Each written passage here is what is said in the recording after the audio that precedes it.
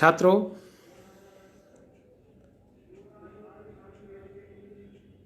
नागमती वियोग खंड संदेश खंड जो है उसी की श्रृंखला में आगे हम व्याख्या प्रस्तुत कर रहे हैं।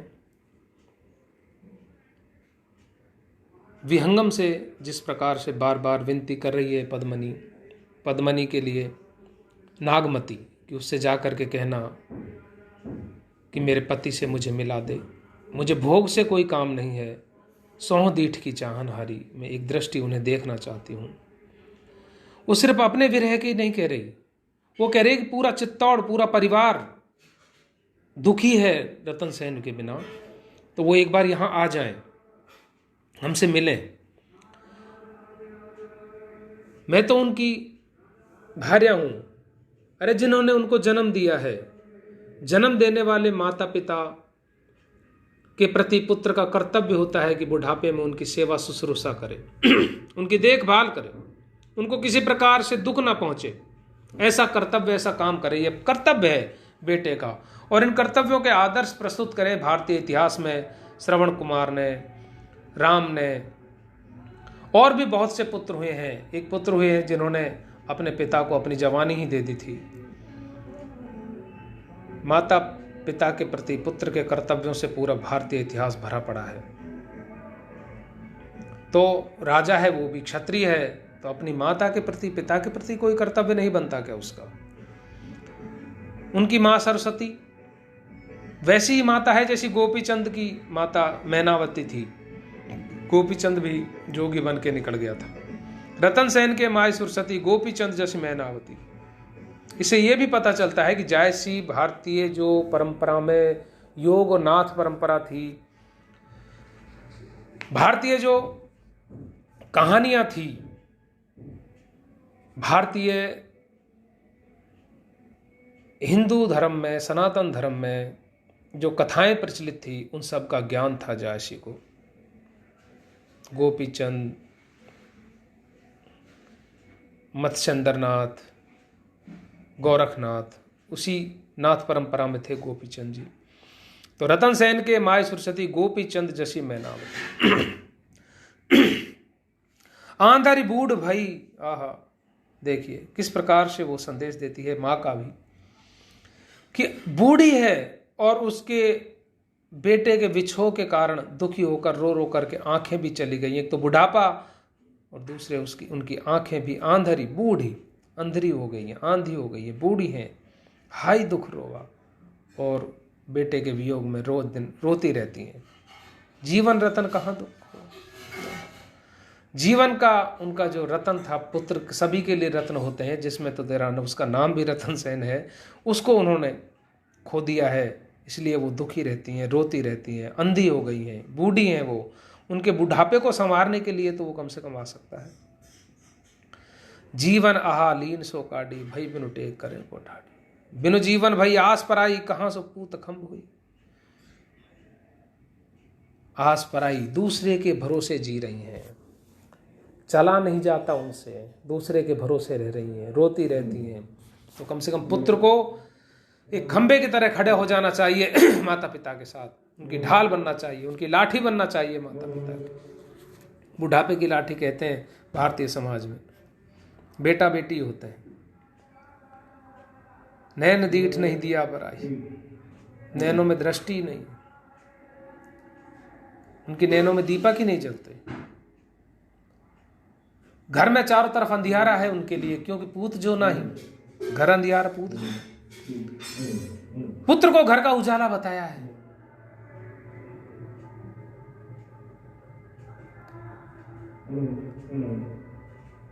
घर का उजाला बताया है पुत्र को, कि पुत्र जो घर में चारों तरफ उजाला कर सकता है। तो पुत्र ही नहीं है तो घर में चारों तरफ अंधेरा हो रहा है। कोरे चले सरवन के ठाऊं, उसे कहना कि श्रवण के रास्ते पर चले, पर ऐसा कौन है जो श्रवण कुमार के रास्ते पर चले। आज टेक दे यो टेके पाओ,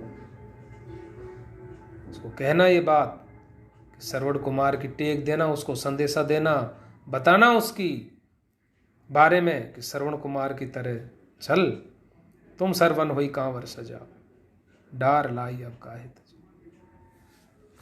तुमने श्रवण की तरह कांवर सजाई है माता पिता को, उसको मत छोड़ो, आप जो सजाइए उसी को माता पिता को। सरवन सरवन रही मुई, तेरी माता सरवण सरवण का नाम ले करके मर रही है। कांवर के बिना कांवर लेके आ जा, तुम बिनु पान न पावे दशरथ लावे आप। तुम्हारे बिना कौन है जो उन्हें संभारे। दशरथ आग लगा रहा है। देखिए कहानी है बहुत बड़ी। यही खासियत है, मैंने पूर्व में आपको बताया था कि वो जाति से मुसलमान थे, लेकिन उनका हृदय हिंदू हृदय था।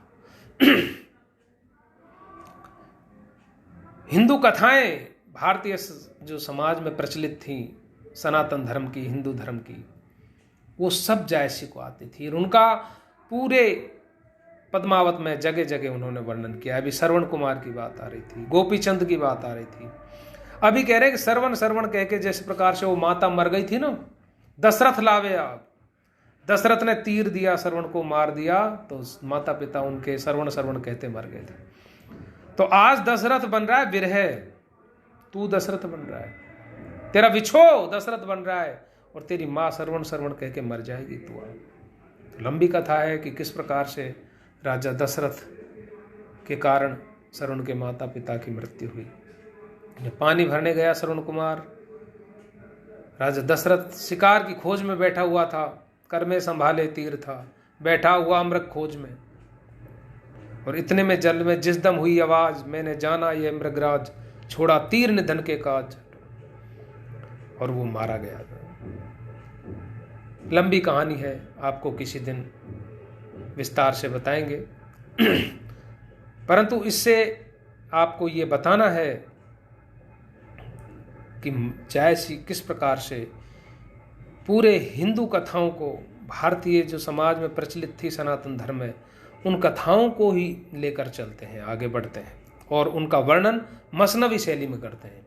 किस प्रकार से उन्होंने दो संस्कृतियों का मिलन किया, दो समाजों का मिलन किया, दो जातियों का, हिंदू मुस्लिम एकता का, दो धर्मों का मिलन करते हुए चलते हैं।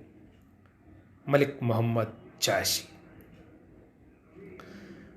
अब देखिए आप, इस प्रकार से माँ का और खुद का वर्णन जब विरह का किया रानी नागमती ने, तो विहंगम भी बहुत विचलित हो गया। उसको लगा कि मुझे ये संदेश पद्मनी तक पहुंचाना चाहिए। ले सो संदेश विहंगम चला, उठी आगी सगरो सिंगला। इतनी आग को लेकर, विरह की आग को जब वो पक्षी चला, तो सिंगल द्वीप में आग जलने लगी। विरहातिशोक्ति देखिए आप, सारा सिंगल द्वीप जलने लगा, आग उठ गई वहां पर। ले सो संदेश विहंगम चला, जैसे ही संदेश को लेकर, विरह के संदेश को लेकर विहंगम चलने लगा, तो चारों तरफ आग फैल गई। बिरह बजाग बीच को ठेगा, धूम से उठा शाम भई मेगा। अगर वह विरह को लेकर के जब उड़ रहा था, कहीं रुक भी जाता तो वहीं धुआं उठती, और चारों तरफ धुआं के मेघ से छा जाते थे, अंधेरा हो जाता था। उस विरह की वर्णन को, उस विरह संदेश को लेकर के विहंगम सिंगल द्वीप की ओर चल गया।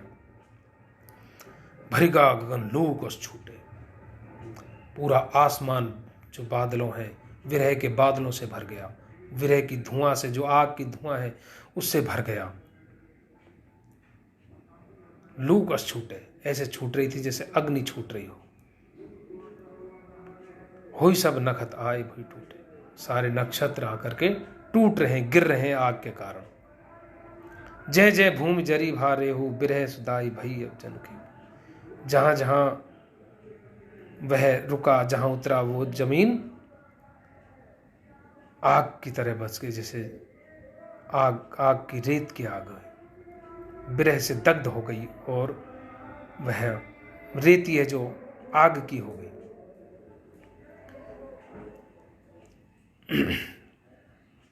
राहु केतु, वो लंका भी जल गई, और वो विरह की अग्नि जब उठी, वही चांद में जाकर के लगी तो आज चांद में जो दाग दिखाई देता है वो विरह की अग्नि का ही जला हुआ है। जाई विहंगम समुद्र डफारा, जरे मच्छ पानी भाकारा। और समुद्र के उधर से जा रहा था तो कुछ देर समुद्र में रुका वो विरह का संदेश लेकर के पक्षी, तो सारे मच्छ जल गए, जलने लगे और पानी वहां का खारा हो गया। दाधे बन भी हड़जड़ सीपा, जाय नियर भा सिंगल। वन जलते जा रहे हैं, बीहड़ जंगल जड़ते जा रहे हैं। अब वह सिंगल द्वीप के नजदीक आ गया। समुद्र तीर एक तरवरी, जाय बैठते ही रूख। और वहां पर समुद्र के किनारे एक वृक्ष था, उस वृक्ष पर जाकर बैठ गया। जो लग का संदेश नहीं, नहीं प्यास नहीं। उसका एक ही मंत्र हो गया कि जब तक मैं संदेश को जाकर के नहीं सुना दूं तब तक ना प्यास लगेगी, ना भूख लगेगी, ना पानी पीऊंगा, ना खाना। देखिए यहां भी एक सामंजस्य बैठता है, एक समानता बैठती है वर्णन की, कि जिस समय सीता की खोज में हनुमान जी जा रहे थे, राम के विरह का संदेश था वो भी सीता जी तक पहुंचाने का, क्योंकि राम जी ने भी कही थी कि मेरी पत्नी को जाके कहना कि मैं एक पल भी उनके बिना, याद के बिना नहीं रहता हूं, पर क्षण मुझे याद आती रहती है उनकी। क्योंकि ये बात हनुमान जी ने वहां जाके भी कही थी कि जननी के माने मन ऊना, तुम ते प्रेम राम के दूना, कि राम जी तुमसे दुगुना प्रेम करते हैं। उस समय जब वो समुद्र को लांग रहे थे तो मैनाक पर्वत ऊपर आया और कहा कि मेरे ऊपर भाई राम के पूर्वजों का बहुत उपकार है, इसलिए हे हनुमान आप इतनी दूर जा रहे हो तो कुछ क्षण मुझ पर विश्राम कीजिए। लेकिन मैनाक ते कर परसा पुनि कीन प्रणाम, अपने हाथ से स्पर्श मात्र कर दिया पर्वत का, और क्या बोले कि राम काज कीने बिनु मोए कहाँ विश्राम, कि बिना राम के काज किए मैं विश्राम नहीं प्राप्त कर सकता। कहाँ विश्राम, राम काज जरूरी है, संदेशा जानकी तक पहुंचाना जरूरी है, उनकी खोज जरूरी है, फिर वो संदेशा लेकर राम जी तक आना, तब तक मैं कहीं विश्राम नहीं करूंगा। आज ये विहंगम भी यही बात कर रहा है। जब समुद्र के तीर के एक तरवर है वहां बैठा है, तो जव लगी कहा संदेश नहीं, नहीं प्यास नहीं भूख, ना प्यास ना भूख, लेकिन संदेश वहां तक पहुंचाना आवश्यक है। तो उस वन में रतन सेन शिकार कर रहा था। रतन सेन वन करत हेरा, दीन ओही तरवर तर फेरा। और उसी वृक्ष के चारों तरफ उसने अपना फेरा डाला हुआ था, डेरा। शीतल बिरज समुद्र के तीरा, अति उत्तंगो छाया गंभीरा। बड़ा वृक्ष था, शीतल समुद्र के किनारे, उसने वहां अपना डेरा डाले हुए था। समुद्र के तीर पर शीतल वृक्ष था, अति उत्तंग, बहुत ऊंचा वृक्ष था, उसकी छां बड़ी गंभीर थी, चारों तरफ फैली हुई थी। तो वहां उसने अपना डेरा डाले हुआ था रतन सेन ने। उसी जंगल में शिकार कर रहा था और उसी वृक्ष के ऊपर विहंगम बैठा हुआ था। तो रे बांध, उन्होंने अपनी तूरी वहां बांध दी, अकेला बैठा हुआ था। साथी और करहीं सब खेला, और साथी इधर उधर खेल रहे थे। देखत फिरे उतरवर शाखा, लाग सुने पंखिन के बल। चारों तरफ शाखाओं की में जो और पक्षी बैठे थे उनकी भाषा वो जानते थे। पंखिन में जो विहंगम आहा, नागमती जासो दुख कहा। पूछे सब सबे विहंगम नामा, अहो मीत काहे तुम सामा। और पक्षी वहाँ जो बैठे थे वो उस पक्षी से पूछ रहे हैं कि भाई तेरा क्या नाम है, कहाँ से आया है, क्या काम है तेरा, बता। जम्बूदीप तहाँ हम गए, नगर एक हम देखा, गढ़ चितौर वही नाव, सो दुख कहो कहाँ लगी, हम ठाड़े ते ठाम। तब उन पक्षियों को वो कहता है पक्षी कि हमने एक, यहीं से मैं गया था, एक मैंने नगर देखा चित्तौड़, और वहाँ का जो दुख जब मैंने देखा तो मुझसे वहाँ रहा नहीं गया और मैं वहाँ वापस आया हूँ उस दुख के संदेश को। तो राजा रतन सेन नीचे बैठा हुआ ये सब सुन रहा था, वो पक्षियों को सुना रहा है विहंगम कि जोगी होई निसरासो राजा, सुन नगर जानो धुंधबाजा। नागमती है ताकर रानी, जरी बिरह भई भई कोयल बानी। कोयल की तरह बोलने वाली वो रानी थी जो आज कोयला बन गई है, इतनी मृदुभाषिणी थी। उसकी रानी। एक राजा है चित्तौड़ का जो जोगी होकर के निकल गया है, उसका राजा, उसके जाने के बाद में वह नगर सूना हो गया है। चारों तरफ धुएं के बादल छा रहे हैं वहां, नागमती के विरह के कारण। उसकी रानी है नागमती, वो विरह में कोयला हो गई है और अब तक वो जल करके बिल्कुल छार हो गई होगी, राख हो गई होगी। अब लगी जरी भाई होई छारा, कहीं न जाए विरह के जारा। उसकी विरह में था कहीं नहीं जाती। वो किस तरीके से विरह में दग्ध है, दुखी है, उससे विरह देखा नहीं जाता, कहा नहीं जाता उसका विरह। और जब वह रोई हिया फाट वह जब ही कूकी, परे आंसू सब होई होई लूकी। देखिए आप, विहंगम कहता है कि हृदय फट गया जब वो एकदम से जब कूकी, चिल्लाई, रोई, उसका करुण क्रंदन सुन करके। ढोला मारूड़ा दुहा में भी ऐसा ही आता है कि रात जिसारस कुरलियां गूंज रहे सब ताल, जिनकी जोड़ी बिछड़ी तिनका कवन हवाल। बिल्कुल वैसी ही रात जो सारस कुरलियां गूंज रहे सब ताल। कितना विरह वर्ण। ऐसा ही देखिए आप कि हिये आ फाट वह जब ही कूकी, परे आंसू सब होई होई। और उसके आंसू जब पड़ रहे थे तो आग की तरह निकल रहे थे नीचे, लूक सी निकल रही थी आंखों से। चौखंड छिटकी वह आगी, धरती जरत गगन कह लागी। चारों तरफ वह आग छिटक गई, धरती जल गई, वो आसमान में जाकर के आग लग गई। विरह दवा जो जरत बुझावा, जहीं लागे सो सोई। कौन है जो उस विरह दशा को बुझाए? वही बुझा सकता है जिसको वह विरह लगे, जिसको वो हों पुनित हास उठा डेला दा ढेला। और मैं वहां था तो मैं भी जब जलने लगा, तन भा शाम जीव ले भा। तो मेरा भी जब शरीर जलने लगा, मेरे पंख जलने लगे, तो अपना जीव लेकर के मैं यहां भागा चला आया। का तुम हंसों गर्भ के करहूं समुद्र कहे, मैं खे केली मत ओही बिरहा बस परे, दहे अगन जो मेल। तुम यहाँ मस्करी कर रहे हो, हंसी मजाक कर रहे हो, क्रीड़ा कर रहे हो, समुद्र के किनारे खेल रहे हो। ये दोनों तरीके से देखिए, पक्षियों से कह रहा है, लेकिन ये बात राजा रतन सेन को लग रही है। कहा तुम हंसों गर्व के, तुम गर्व करके हंस रहे हो। करहूं समुद्र में, समुद्र में क्रीड़ा कर रहे हो। लेकिन वो विरह दशा जो नागमती भोग रही है, उसको कोई देख ले, उसको पता चले कि विरह क्या होता है। उस अग्नि में जल जाओ, अगर वो अग्नि तुम देख लो कि किस प्रकार से विरह में दग्ध है। यह संदेशा बार बार इस संदेशा को राजा रतन सेन को सुनाने के लिए विहंगम, वो पक्षी तोता, अपने साथी पक्षियों से उस पेड़ के ऊपर कह रहा है। नीचे राजा रतन सेन ये सब संदेश सुन रहा है।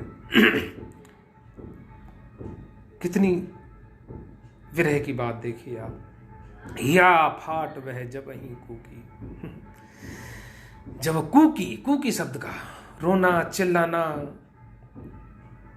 क्रंदन, इस सब में वो आह नहीं है, वो कशिश नहीं है, वो वेदना नहीं झलकती जो कूकी शब्द में झलकती है। कूकी जैसे कोयल कूकती है, विरह। हिया फाट जब वह कूकी, अर्थात जब उसने उससे वह रोई, जब उसने अपने पति को याद किया, तो सुनने वाले का हृदय फट जाए, मेरा फट गया। और उसके आंसू, एक एक आंसू लूक बन करके, आग बन करके निकल रहे हैं, जिससे धरती जल गई, वो आसमान में चला। कितना तगड़ा बात। चहु खंड छिटकी वह आग, चारों दिशाओं में वह आग जल गई, धरती जल गई, वो आसमान में चली। उन पक्षियों को नहीं, वह रतन सेन से भी कह रहा है, क्यों तुम हंस रहे हो, समुद्र में क्रीड़ा कर रहे हो, गर्व है तुम्हें। उस विरह को देखो, उसको भोगो, उसकी विरह व्यथा को सुनो। तो इस प्रकार से जब राजा रतन सेन ने यह सब सुना उस पक्षी के मुख से, तो एकदम से जो उसके मन में जो कुछ आया और उसने जो कहा, उसकी आगे की कथा हम आपको अगले वीडियो में सुनाएंगे। तब तक के लिए धन्यवाद।